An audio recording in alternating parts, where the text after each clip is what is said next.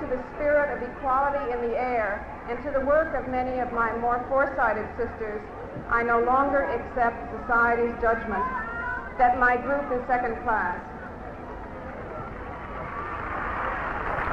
Throughout most of her early life, Gloria Steinem spent years traveling from state to state with her parents until she was 11. When she turned 11, her parents divorced and she and her mother settled in Ohio. Steinem's mother suffered from severe depression after the divorce, and she had spent many years taking care of her until she moved to Washington, D.C. for college. Gloria Steinem did not formally attend school until she turned 11. After graduating, Steinem went to Smith College in D.C. where she studied government, an unconventional choice for women of her time. After college, Steinem went on a 2-year sabbatical in India where she expanded her interest in both journalism and human rights. It was in India where she began to establish herself as a writer. Steinem first gained national attention in her 1963 exposé, A Bunny's Tale, where she went undercover at the New York Playboy Club and discussed the working conditions women there had to endure. Later on in 1968, she began writing for the New York Magazine, where her interest in politics evolved as she wrote for the politics column of the magazine. Steinem's connection to the New York Magazine would play a vital role in the establishment of one of her greatest successes, Miss Magazine. As Gloria Steinem began to be more involved in the feminist movement of her time, she recognized the division of gender and race and how it affected the movement. She sought to unify women in an effort to strengthen feminism by overcoming social obstacles of her time. Gloria Steinem's interest for women's rights came from her grandmother, who had been an outspoken activist for women's rights in her time.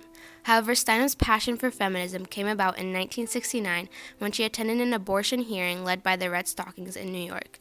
She described this moment as her big click and the day that she began her life as an active feminist. I don't think I understood the need for a movement until I went to cover an abortion hearing. I had had an abortion when I first graduated from college and had never told anyone. Women are not going to sit quietly any longer. You are murdering us. And I listened to women testify about all that they had to go through, the injury, the danger, the infection, the sexual humiliation to get an illegal abortion. And I began to understand that my experience was not just mine, but an almost universal female experience. And that meant that only if you got together with other women was it going to be affected in any way. In her New York Magazine article, After Black Power, Women's Liberation, Steinem relates the women's movement to the civil rights movement. Steinem wrote this article after being inspired by the Red Stockings hearing. In 1971, Steinem co-founded the National Women's Political Caucus alongside Betty Friedan, Shirley Chisholm, Betty Abzug, and other prominent feminists of the time. The National Women's Political Caucus was founded to work on behalf of the issues women faced and to increase their role in the political atmosphere. At the founding, Steinem delivered the Address to the Women of America, where she furthered the purpose of the women's rights movement by tackling the pressing issues of not only sexism and misogyny, but also race and social class. This is no simple reform. It really is a revolution. Sex and race, because they are easy, visible differences, have been the primary ways of organizing human beings into superior and inferior groups and into the cheap labor on which this system still depends. We are talking about a society in which there will be no roles other than those chosen or those earned. We are really talking about humanism. Steinem co-founded Miss Magazine with Dorothy Pittman Hughes in 1971. Steinem's connections were vital as Miss first appeared as an insert in New York Magazine. The first standalone issue of the magazine was published in January 1972. The magazine then appeared monthly until 1987 and is now published quarterly.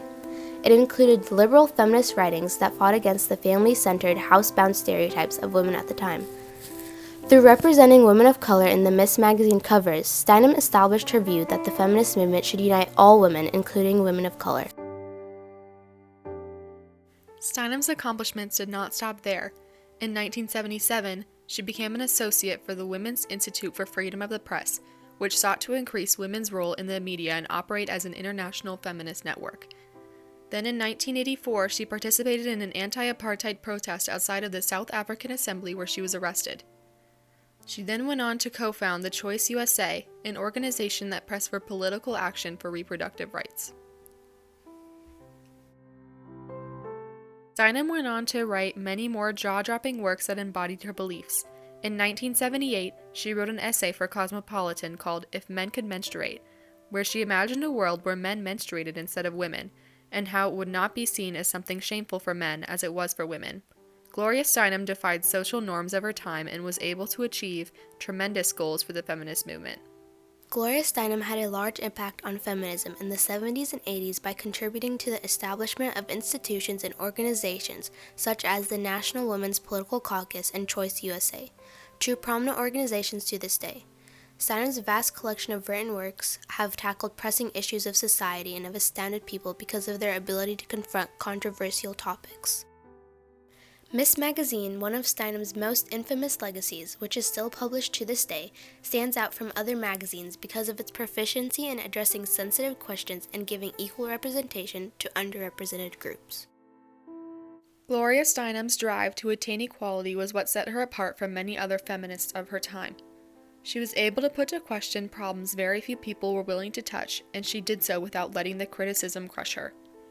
Steinem's ability to acknowledge and tackle societal issues allowed for her to have a meaningful role in shaping feminism into the united front it is today. I don't want to make young women feel there are no obstacles. That's a lie. There are obstacles. It's not so good when we say to kids, you can be anything you want, because it's not true.